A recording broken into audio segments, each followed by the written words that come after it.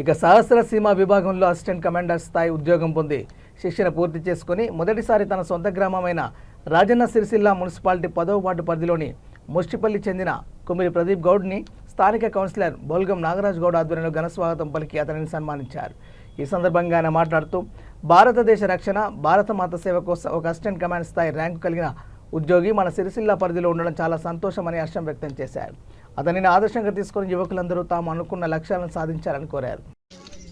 మన యొక్క సిరిసిల్ల మున్సిపాలిటీ రాజన్న సిరిసిల్ల జిల్లాలో సిరిసిల్ల మున్సిపాలిటీ పరిధిలో 10వ వార్డులో ముష్టిపల్లి గ్రామంలో ఉన్నటువంటి మన ముద్దుబిడ్డ మరి భారత సైన్యంలో సహస్ర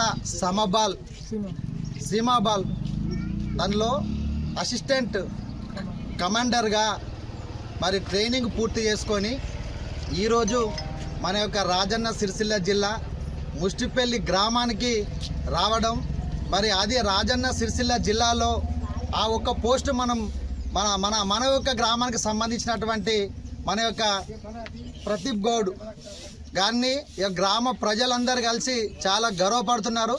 ఈ యొక్క పోస్ట్ మన యొక్క గ్రామం నుంచి నా యొక్క బ్రదర్కి రావడం ఇది చాలా సంతోషకరమైన విషయం.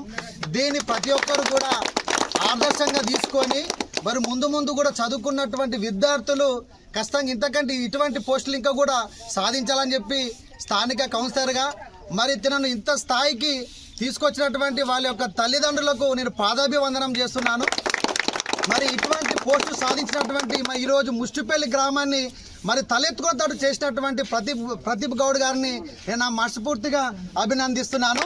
నేను ప్రతి ఒక్కరు కూడా ఆదర్శంగా తీసుకోవాలని చెప్పి యువతకు నేను విజ్ఞప్తి తెలియజేస్తున్నాను.